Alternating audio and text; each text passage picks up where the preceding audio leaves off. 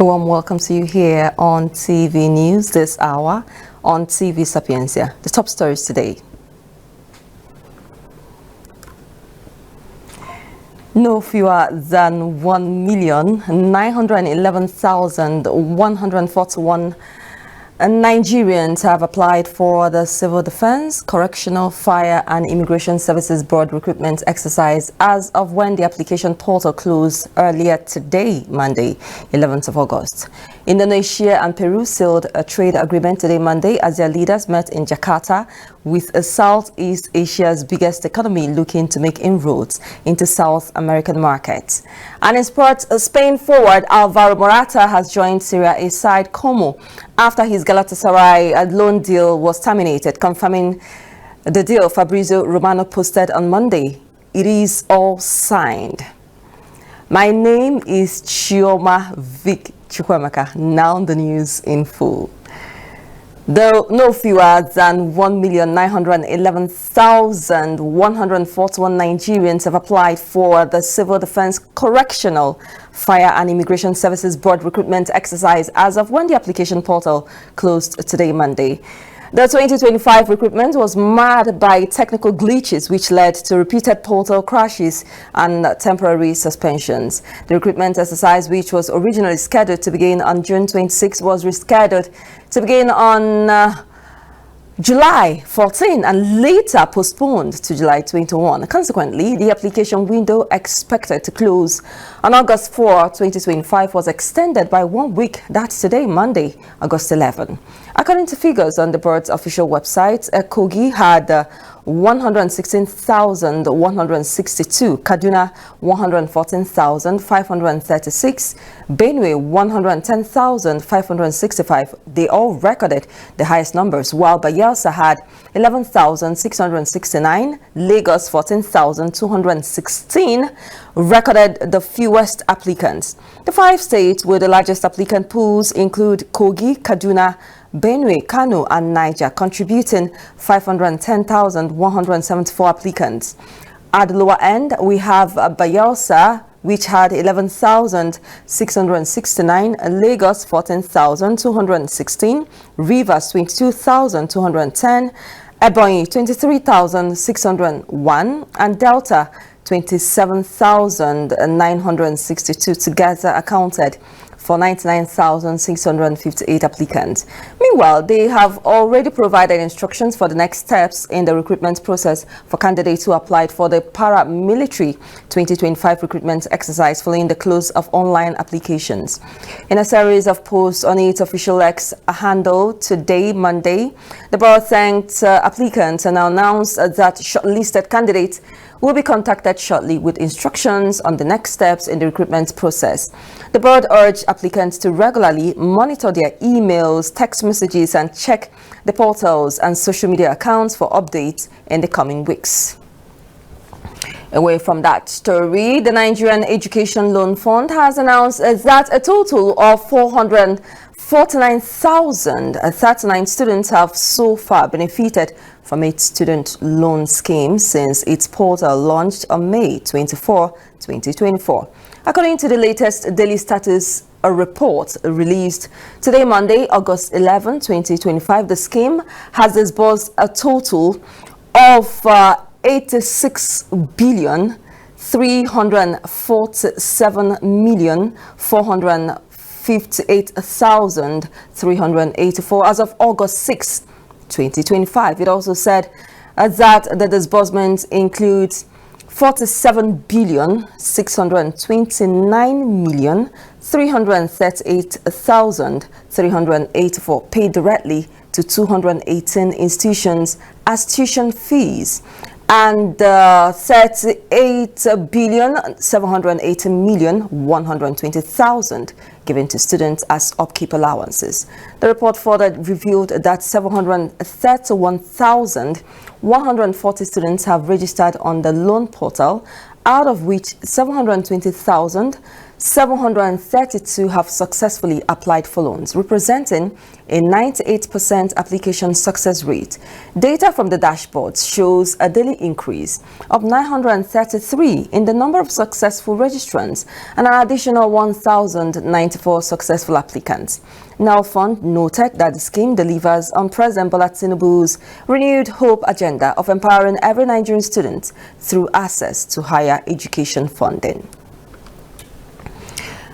Nigerian missions in the U.S. held a virtual town hall meeting yesterday, Sunday, with Nigerians across the country address the diaspora concerns and counter online misinformation. The three missions are the Embassy of Nigeria in Washington, D.C., the Consulate General of Nigeria in New York, the Consulate General of Nigeria in Atlanta. From 7 p.m. until 11:15 p.m. as against the initial 9 p.m. New York time, hundreds of Nigerians tuned in, speaking directly to their diplomats. The participants raised pressing issues and received candid answers on matters ranging from passports and visas to investment, trade, and national image. The meeting also offered constructive criticisms and discussed practical solutions for improving services admissions. Ambassador Samson E. Teboje, the acting ambassador of Nigeria to the U.S., announced that New York and Atlanta now each have a passport printer, with Washington, D.C. operating to the speed at least to speed up the processing time. He also said President Bola Tinubu's 4 Ds of foreign policy doctrine was democracy, development, demography, and diaspora. The Consul General of Nigeria in New York, Ambassador Abubakar Jida, reminded the diaspora that Nigeria remains their country and cautioned them against destructive criticisms. The Lagos Corps member Uche Rita Ogamaye, popularly known as Raye, is among 131 members whose certificates of national service were withheld for valid, according to them, valid disciplinary reasons, including failure to attend the April 2025 biometric clearance. The scheme's clarification came amid allegations by human rights lawyer, senior advocate of Nigeria SAN, Femi Falana, that the action was political retaliation for Raye's criticisms of President Bola Tinubu's economic policies. Raye drew widespread online attention after a viral TikTok video in which she criticized the government over worsening economic hardship and labeled President Tinubu a terrible leader. Ogamaye had, in the viral video shared on her TikTok account, at Talk to Raye, expressed frustration over Nigeria's worsening economic conditions, lamenting the high inflation and economic hardship. Ogamaye had also criticized the president by describing him as a terrible leader, while questioning the government's efforts to alleviate the hardship faced by the citizens. Away from that story, the federal government has forecast a heavy rainfall over a 5-day period that may lead to flooding across 15 states in the north and 68 locations. This comes as the National Emergency Management Agency said a total of 140,228 people in 21 states have already been affected by floods so far this 2025. The heavy rainfall warning issued yesterday Sunday by the National Flood Early Warning System Center of the Federal Ministry of Environment called on stakeholders and residents to take urgent precautionary measures. According to the Centers of Flood Prediction obtained by newsmen, the affected areas are expected to experience rainfall likely to cause flooding from August 10 to August 14. The national chairman of the Nigerian Institution of Water Engineers, Joshua Sanga, said flood disasters were exacerbated by climate change. He added that the aftermath of a flood is usually more serious than the flooding itself, owing to the huge humanitarian crisis and health hazards posed to communities and the people. He explained that perennial flooding in Nigeria is not solely attributable to the release of excess water from the Lagdo Dam in Cameroon, as the country had recorded catastrophic flooding events and incidents even before the construction of the dam. Other contributing factors, he noted, include high-intensity rainfall, excessive runoff, and low soil permeability, siltation of water bodies, blockage of drainages, and the release of water from dams, especially those situated along the River Niger. Away from Nigeria and the flood issues, Indonesia and Peru sealed a trade agreement today, Monday, as their leaders met in Jakarta with Southeast Asia's the biggest economy looking to make inroads into South American markets. The agreement comes after U.S. President Donald Trump recently imposed a tariff rate of 19% on imports from Indonesia under a new pact. Peruvian President Dina Boluarte was greeted by a marching band and national anthems at a ceremony at the presidential palace in the Indonesian capital before talks. Indonesian President Prabowo Subianto said the leaders then witnessed the signing of the trade pact, dubbed a comprehensive economic partnership agreement, which will deepen ties between the two nations after his visit. He actually visited Lima last year. They agreed to boost cooperation in fields including defense, narcotics, food security, energy, fisheries, and mining, without providing details. Finally, in sports, the Spain forward Alvaro Morata has joined the Serie A side Como after his Galatasaray loan deal was terminated.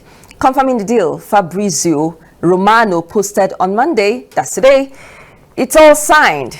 Alvaro Morata can be considered the new Como player from AC Milan after Galatasaray loan broke. End of quotes. The loan agreement with Galatasaray has been officially ended, and all that is left is to finalize registration with his new club. The 32-year-old striker, who spent the second half of last season on loan at Galatasaray, has decided to join Como to have a more important role than he had with the Rossoneri the last season. That's the previous season. Morata played 25 official matches last season with a San Siro side, 21 of which were as a starter, scoring 6 goals and providing 1 assist. During his time in Turkey, he played 16 matches, scoring 7 goals and providing 1 assist. Well, that's it on the news this hour on News Hour. A quick reminder of our top stories. We told you that no fewer than 1,911,141 Nigerians have applied for the Civil Defense, Correctional, Fire and Immigration Services Board recruitment exercise as of when the application portal closed today, Monday, 11th of August. We also told you that Indonesia and Peru sealed a trade agreement today, Monday, as their leaders met in Jakarta with Southeast Asia's biggest economy looking to make inroads into South American markets. And in sport, Spain forward Alvaro Morata has joined Serie A side Como after his Galatasaray loan deal was terminated. Well, that's it on the news this hour on TV Sapiens. Many thanks for joining us. My name is Chioma Victor. Stay with us and do remember to keep warm. It's been predicted that there will be lots of rainfalls. Kindly keep warm and stay with us to have a great time. Bye-bye.